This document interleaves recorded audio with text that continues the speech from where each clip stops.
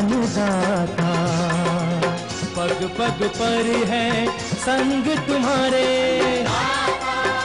अन्नदाता। लहू किसानों का बन के पसीना सींचता है धरती का सीना। मेहनत का तेरी हक दिलवाने, नई तकनीक नई खोज बताने।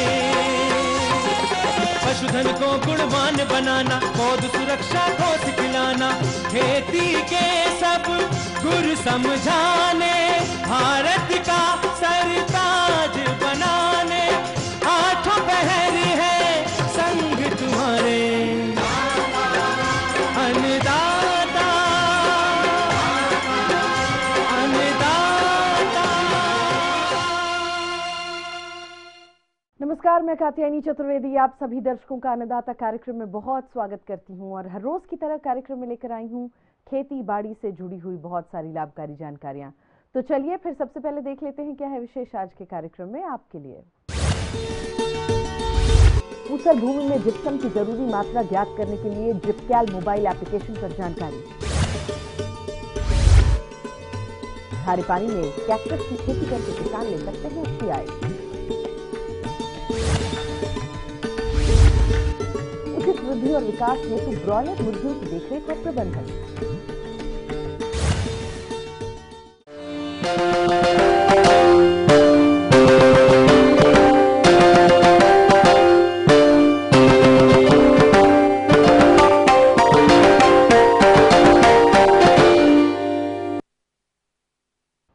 किसानों की समस्याओं के समाधान के लिए वैज्ञानिक नित नए नए शोध कार्य कर रहे हैं और इन शोधों से खेती करना और भी आसान होता जा रहा है।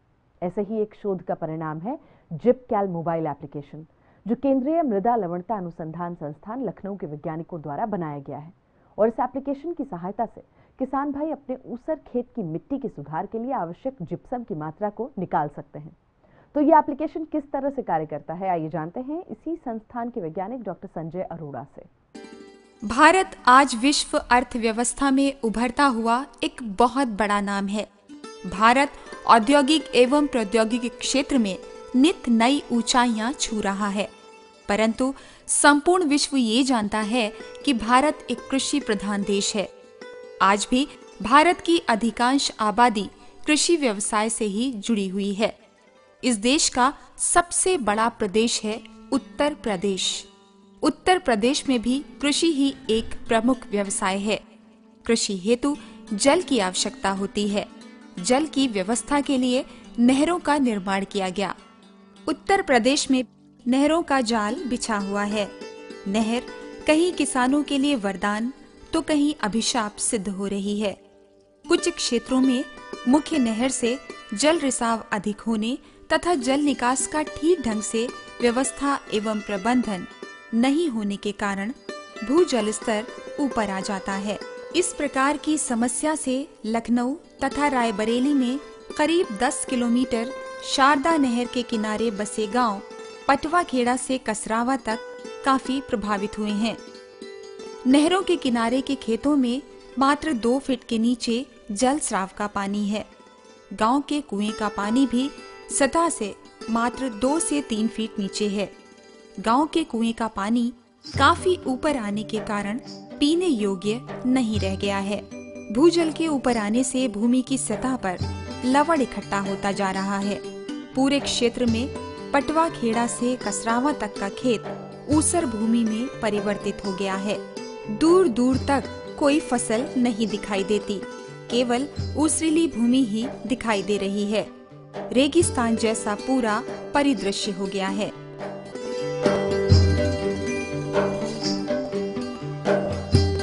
देखिए, जो ऊसर भूमि है उसमें जिप्सम से सुधार किया जाता है, पर देखा जाता है कि या तो जिप्सम अधिक मात्रा में किसान भाई जब उपलब्ध होता है तो डाल लेते हैं, या फिर उपलब्ध नहीं हो पाता तो नहीं डाल पाते।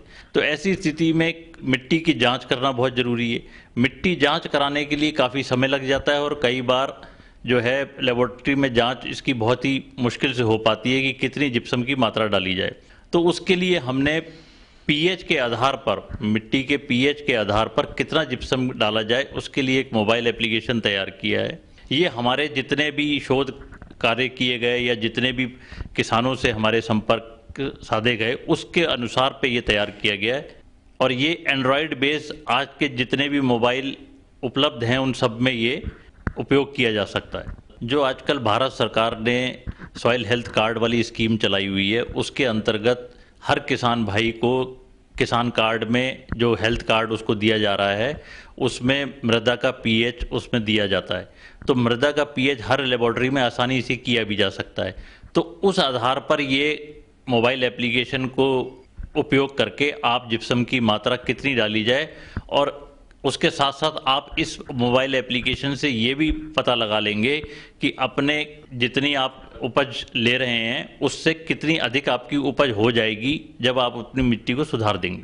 इसका नाम हम लोगों ने जिपकैल रखा है। जिपकैल मोबाइल एप्लीकेशन हिंदी और अंग्रेजी दोनों में उपलब्ध है। इसको देखिए अपने मोबाइल में इसको इंस्टॉल करा जाता है। उसके बाद आप देखिए मोबाइल एप्लीकेशन जब अपने आप मोबाइल में इंस्टॉल कर लेंगे तो इस तरीके का दिखेगा और आप इसको जब खोलेंगे तो ये जब ऐसे आएगा तो आप देखेंगे पहले पृष्ठ पर आपको परिचय और प्रारंभ दिखा है। परिचय तो इसके बारे में क्या क्या इसमें है, कैसे किया जाता है, इसके बारे में जानकारी दी गई है। पर आप सीधे एप्लीकेशन देखना चाहें तो प्रारंभ में जाएं और किसान भाई अपना नाम लिखेंगे। यहाँ पर नाम लिखने के बाद अपने जिले का या अपने गांव का नाम लिख देंगे और खेत का आकार मतलब जिसको आप सुधारने जा रहे हैं उसकी लंबाई चौड़ाई कितनी है मीटर में दी गई है। आप मीटर में उसको बताएंगे कि कितने, क्योंकि वो गणना करके बताएगा कि आपको जिप्सम की कितनी मात्रा चाहिए। मृदा का पीएच जो आपको स्वास्थ्य कार्ड में, मृदा स्वास्थ्य कार्ड में दिया गया है, समझ लीजिए आपको 9.4 मृदा का पीएच बताया गया है। और मृदा का प्रकार जो है कि वो किस तरीके की आपकी मिट्टी है, जो देखने में दोमट है या बलुई है या चिकनी मिट्टी है। अगर वो दोमट मिट्टी है तो वो आप दोमट उसको क्लिक कर दें और फिर कितनी मिट्टी की गहराई तक आप इसको अपनी मृदा को सुधारना चाहते हैं, कि आप गेहूं और धान जैसी फसलें लेना चाहते हैं या कि फलदार वृक्ष लगाना चाहते हैं, उस पर आधारित है।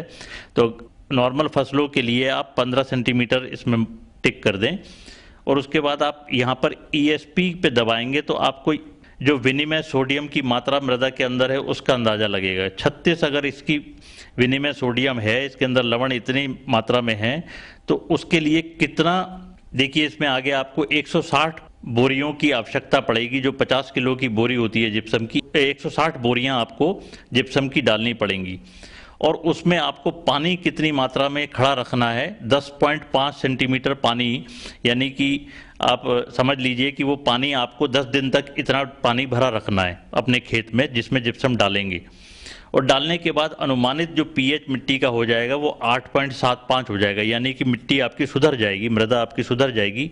और जो आपने क्षेत्रफल दिया था, जैसे मैंने अभी 100 × 100 किया था तो 1 हेक्टेयर के करीब आ गया, तो उसमें जो लवण सहनशील किस्में हैं, जैसे हमारे संस्थान द्वारा निकाली गई किस्में हैं या और अन्य जो धान की और गेहूं की लवण सहनशील किस्मों की उपज कितनी हद तक हो सकती है, आप देख सकते हैं कि इसमें वो भी दिया गया है। और साथ ही अनुमानित पारंपरिक जो आप करते आ रहे हैं खेती, उसकी जो किस्मों का इस्तेमाल कर रहे हैं उसमें कितनी उपज आपको मिल सकती है, ये भी दर्शाया गया है।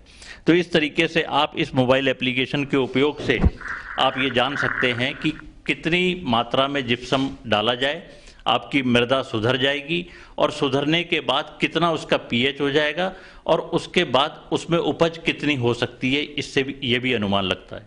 इसके लिए हमने अपने संस्थान में अर्जी दे रखी है और जल्दी ही हम लोग इसको गूगल प्ले स्टोर, जो कि सभी लोग इसको आसानी से डाउनलोड कर सकें, ऐसी व्यवस्था हम करने जा रहे हैं। ये थी कुछ उपयोगी जानकारियां। एक छोटे से ब्रेक के लिए यहाँ रुक रहे हैं, जल्द लौटेंगे।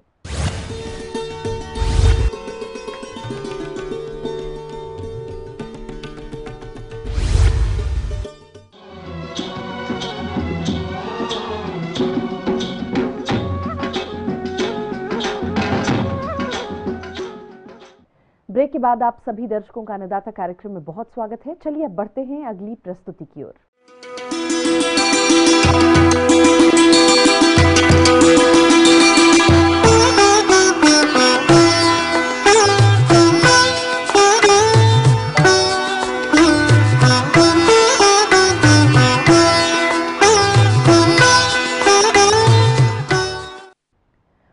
राज्य के कुछ क्षेत्रों में खारे पानी की समस्या है और इसका उपयोग किसान खेती में भी नहीं कर सकते। तो ऐसी स्थिति में क्या है इसका कोई समाधान? जी हाँ किसान भाइयों, यदि आप कैक्टस की खेती करते हैं तो खारे पानी का उपयोग करते हुए कैक्टस की फसल से अच्छी आय ले सकते हैं। तो आप किस तरह से करें कैक्टस की उन्नत खेती, इस बारे में जानकारी दे रहे हैं कृषि वैज्ञानिक डॉक्टर अशोक कुमार। किसान भाइयों, कैक्टस एक बारहमासी पौधा है जिसे भयंकर सूखाग्रस्त क्षेत्रों में, खारे पानी की समस्या वाले इलाकों तथा रेतीली जमीन में आसानी से खेती करके अच्छा खासा मुनाफा कमाया जा सकता है। कैक्टस के पौधे में कई चमत्कारिक गुण होते हैं, लेकिन दुख की बात है कि हमारे देश में अभी तक इस पर बहुत अधिक ध्यान नहीं दिया गया। ये उन कठिनतम परिस्थितियों में भी पनप सकता है जिसमें शायद दुनिया का कोई दूसरा पौधा जीवित तक न रह सके। भीषण सूखे की स्थिति में भी ये पालतू पशुओं के लिए चारा मुहैया करा सकता है। इसके जरिए कई विशिष्ट उत्पाद बनाए जा सकते हैं जिनका व्यावसायिक इस्तेमाल भी होता है। और इतना ही नहीं, ये पौधा भारी मात्रा में कार्बन मोनोऑक्साइड को अवशोषित कर जलवायु परिवर्तन के खतरे को दूर रखने में भी हमारी मदद करता है।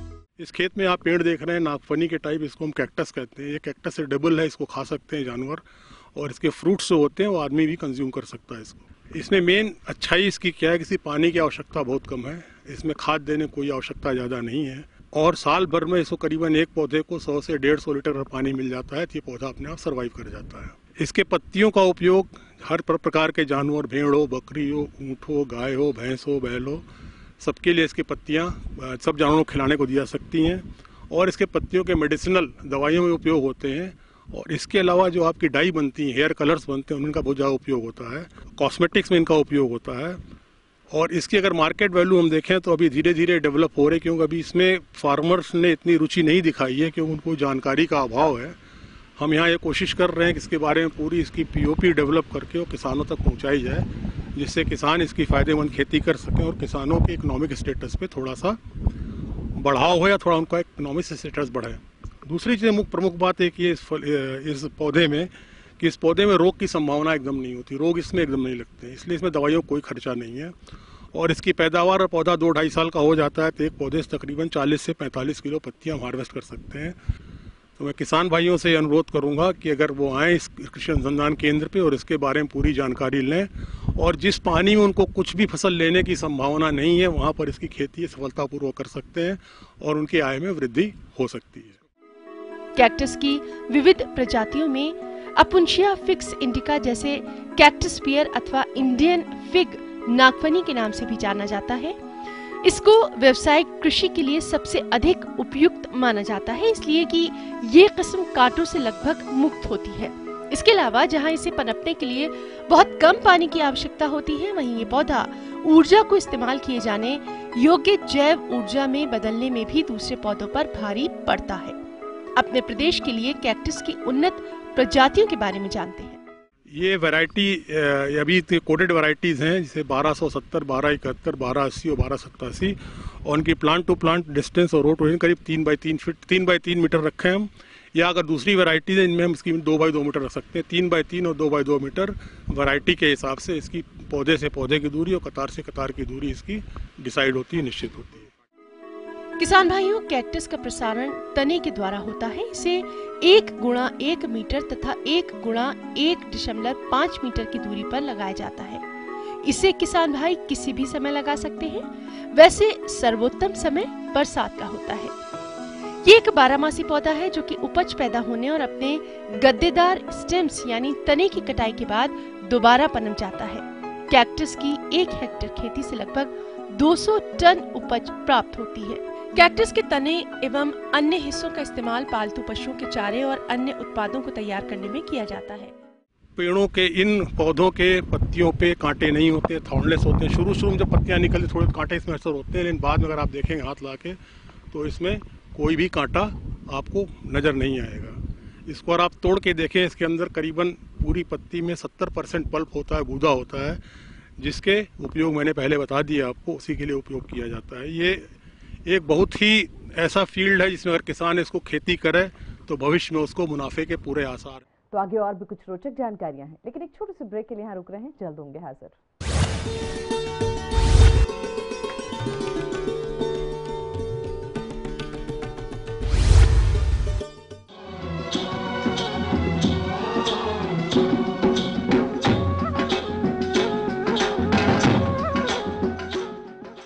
ब्रेक के बाद आप सभी दर्शकों का अन्नदाता कार्यक्रम में स्वागत है और चलिए अब रुख करते हैं अगली कड़ी की ओर।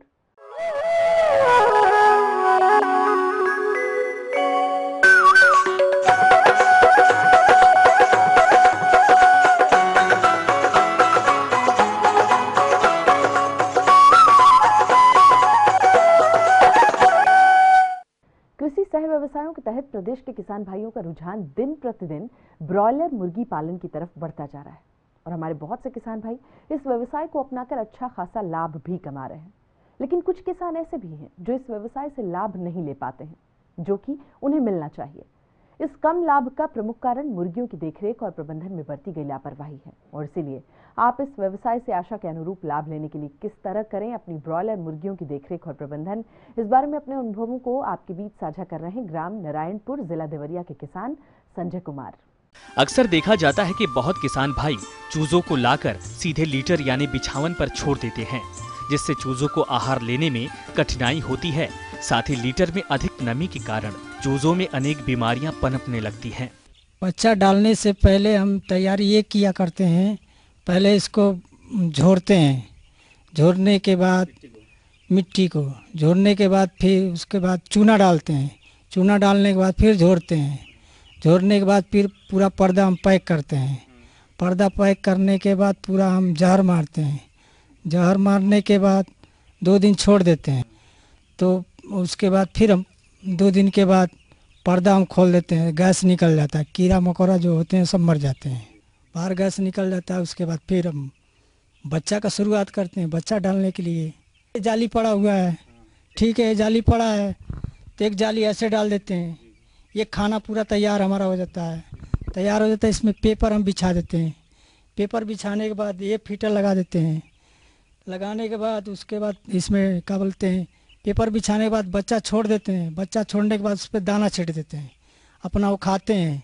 ये सादा वाला डिंकर में इसमें भेली का रस डाल देते हैं, लिए दिया जाता है कि उसको पेट सफाई हो जाए, पेट ठंडा रहेगा, कोई बीमारी उसको नहीं हो पाएगा।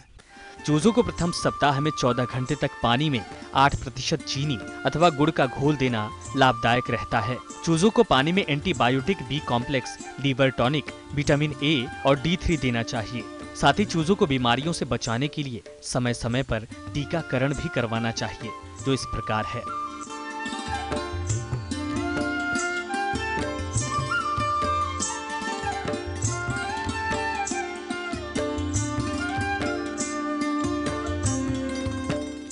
पेपर के ऊपर दाना डालेंगे, दाना डालने के बाद फिर उसके बाद सादा पानी हम लगाएंगे, वो पीते रहते हैं। 2-3 घंटे के बाद फिर उसको हम क्या करते हैं, पेपर हटा देते हैं। पेपर हटाने के बाद ये लाल वाला डिंकर जो है इसमें हम दाना डाल के छोड़ देते हैं, खाते रहते हैं लोग, देखते हैं कब ये खा लिए हैं, जब ख़त्म हो जाता है फिर इसको हम डाल देते हैं। वे हम डाल दिए हैं, ये खाते रहेंगे, शाम को फिर हम फिर इसमें भरेंगे, तो जब इसमें भर देंगे फिर ये रात भर फिर खाएंगे, फिर सवेरे हम इसको भरेंगे। बड़ा जब हो जाते हैं 200-250 ग्राम का तो ये दाना दिया जाता है, क्योंकि ये दाना मोटा होता है और छोटा बच्चे के लिए वो पतला दाना दिया जाता है, क्योंकि वो छोटा रहते हैं तो छोटा दाना दिया जाता है, कम उठाएंगे। जब बड़ा हो जाते हैं तो ये बड़ा दाना दिया जाता है। और जो पानी है तो पानी हमारी टंकी है, वो पाइप द्वारा से आता है, पानी अपने मन में इसमें गिरता है, ऑटोमेटिक है और बच्चा लोग पीते रहते हैं। और रोग मानते हैं कि झटका आता है, झटका आता है तो इन लोग का दवाई दिया जाता है। लीवर ख़राब होता है तो लीवर का दवाई दिया जाता है, बुखार होता है तो बुखार के भी दवाई दिया जाता है। जैसे अनपाक जैसा जो सा बीमारी होता है इन लोग का दवा दिया जाता है कि बीमारी से लोग बचे रहें, कि मरे नहीं, ना कोनो नुकसान होए। बीमारी तो भाई आदमी को हो जाता है तो आता है। लक्कड़ का मुरादा आता है, इसमें इसका नाम है बुखारी। इसमें भर जाते हम लोग भरते हैं, भरने के बाद इसको हीट आता है, तो जैसे बच्चा ठंडा रहता है तो उसको सिकाई होती है, सिकाई होने के बाद तब ये लोग छितरा के बैठते हैं, नहीं तो ऊपर नीचे गजने लगेंगे तो उसमें मरने लग जाएंगे। और जब ये गर्म जब देगा तो छितरा कर बैठेंगे, गर्मी रहेगा, ये इसलिए दिया जाता है सिर्फ ठंडी के लिए, गर्मी में तो नहीं दिया जाता है। गर्मी ऐसा ही मौसम गर्म रहता है। ये जब से हम बच्चा डालते हैं तो थोड़ा थोड़ा खाते रहते हैं, जैसे बढ़ेंगे वैसे ही दाना उठाएंगे। दाना उठाने के बाद उसके बाद ये 40 दिन में तैयारी आ जाएंगे, 2-2.5 किलो का वजनदार आएंगे। उसके बाद मार्केट में सेलिंग होएगी। ये मुर्गा जो हमारा 40-45 दिन में हमारा तैयारी हो जाता है। तैयारी हो जाता है तो इसको हम बाज़ार में जो रेट, तो 40 दिन में हमारा ये कम से कम 2-2.5 किलो का हो जाते हैं। तो इसको हम बाज़ार में सप्लाई करते हैं।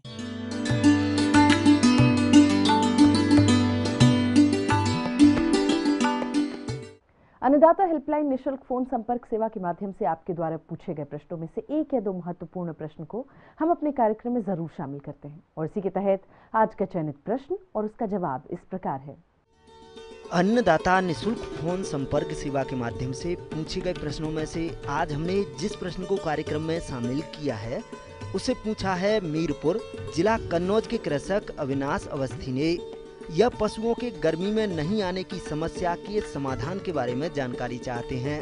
तो अविनाश अवस्थी जी, आपकी जानकारी हेतु प्रस्तुत है कार्यक्रम का यह अंश। आज हम जो बात करने जा रहे हैं, हम बात करेंगे अमृतकाल के बारे में, या जिसे अंग्रेजी में हम लोग एनिसस कहते हैं।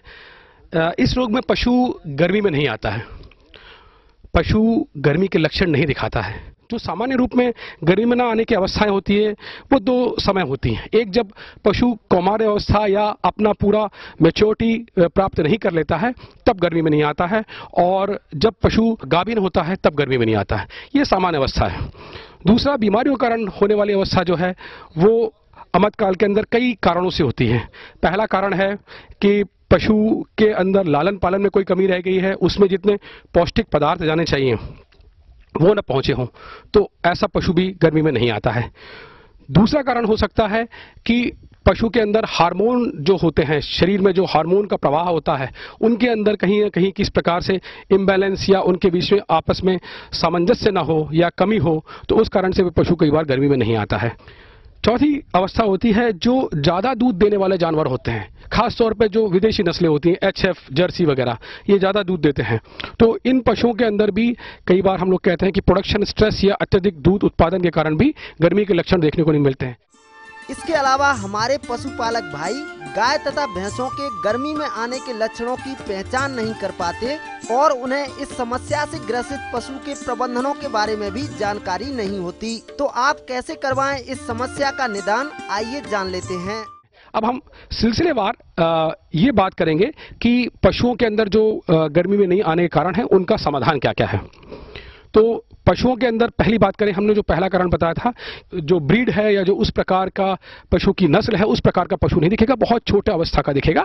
ऐसे अवस्था में आप पशु को पशु चिकित्सक के पास लेके जाएं, वहां गुदा परीक्षण विधि से वो उसके जनन अंगों की जांच करके आपको पूरी जानकारी देगा कि भाई इसमें किस किस चीज़ की कमी है। आपको जो भी वो मिनरल मिक्सचर या जो भी आपको पौष्टिक आहार खिलाने को कहेगा जरूर खिलाएं। ऐसे पशु को हम लोग कैल्शियम की सप्लाई अच्छी करें। उसके लिए आप घर में भी एक तरीका अपना सकते हैं कि जिस आहार के बर्तन के अंदर आप आहार खिलाते हैं उसके अंदर आप चूने की पुताई करके आप उसको उसमें खाना या सानी खिलाएं, तो उससे ना पशु के अंदर कैल्शियम की कमी मिटेगी। नमक खिलाएं, नमक की कमी मिटेगी।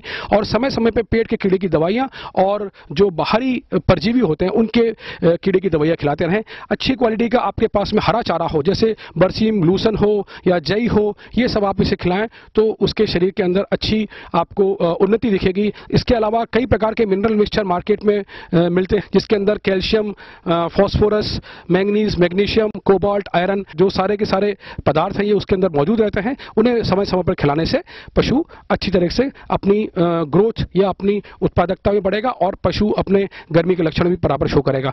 दूसरी अवस्था की हमने बात करी थी कि हार्मोनों की कमी, इसके लिए बिल्कुल पशु बाहर से किसी प्रकार का कोई लक्षण जो गर्मी में आने का लक्षण होता है वो आपको दिखाई नहीं देगा और ऐसी अवस्था में भी हमें पशु चिकित्सक के पास जाना चाहिए। पशु चिकित्सक बाकायदा गुदा परीक्षण विधि से उसके सारे जनन अंगों का जांच करेगा। उसकी अंडकोश जहां से अंडा निकलता है, बच्चा बनता है, जिसे हम लोग गर्भाशय कहते हैं, वहां के सारे अंगों का जांच करने के बाद में अपना पूरा आपको बताएगा कि किस प्रकार से इसका इलाज चलेगा, किस प्रकार से हार्मोन लगेंगे। अत्यधिक सावधानी बरतनी है हमको हार्मोन लगाते समय। जो भी हमें पशु चिकित्सक सलाह दें हमें उन सलाह को पूर्ण तरीके से मांगना है। बात हुई थी हार्मोन्स की कमी या हार्मोन्स में असंतुलन या कमी जो है ये 3 प्रकार के हार्मोनों में हो सकती है। एक हमें जिसे कहते हैं प्रोजेस्टेरोन और दूसरा होता है हमारा ईस्ट्रोजन, और जो तीसरा हार्मोन इसके अंदर लगता है वो है PGF2 अल्फा। ये तीनों हार्मोन्स के आपस में सामंजस्य होना चाहिए। पशु गर्मी में नहीं आता है तो वो ईस्ट्रोजन की कमी के कारण होता है। ऐसी हालत में हम जब पशु को पशु चिकित्सक के पास दिखाएंगे, वो गुदा परीक्षण विधि से आपको बता देगा कि अंदर हार्मोन का इम्बैलेंस चल रहा है या उसके अंदर असंतुलन चल रहा है, वो आपको सारा समझा देगा।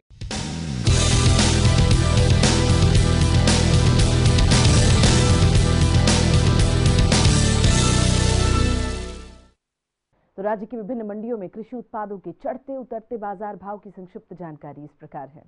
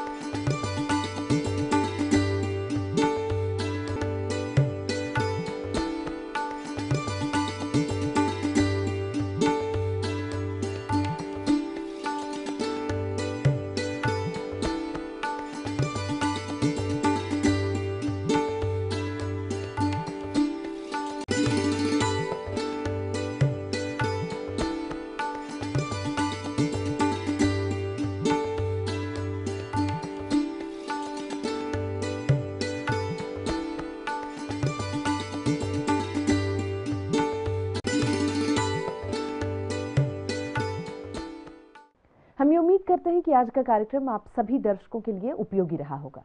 किसान भाइयों, अन्नदाता आपकी सेवा के लिए संकल्परत है और कृषि संबंधित समस्या और सुझावों के लिए आप हमें इस पते पर संपर्क भी कर सकते हैं। तो चलिए फटाफट हमारा पता नोट करिए। प्रोड्यूसर अन्नदाता ETV Uttar Pradesh Uttarakhand, Ramoji film city Hyderabad 501512। और साथ ही आप हमें ईमेल भी कर सकते हैं। तो हमारा ईमेल एड्रेस लिखिए p18annadaataup@18.com। इसके अतिरिक्त आप हमें निःशुल्क हेल्पलाइन नंबर 180041921555 पर सोमवार से शनिवार सुबह 10 बजे से शाम के 4 बजे के बीच संपर्क भी कर सकते हैं। और चलिए अब देखते हैं कल दिखाए जाने वाले कार्यक्रम की मुख्य झलकियां। पॉली हाउस के महत्व और उपयोग पर जानकारी,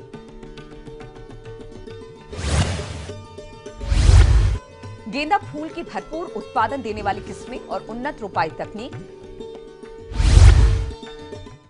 तो फिलहाल अन्नदाता की पूरी टीम को दीजिए इजाजत, लेकिन इस वादे के साथ कि कल फिर इसी समय होगी आपसे मुलाकात कृषि संबंधित कुछ और महत्वपूर्ण जानकारियों के साथ। तब तक के लिए नमस्कार।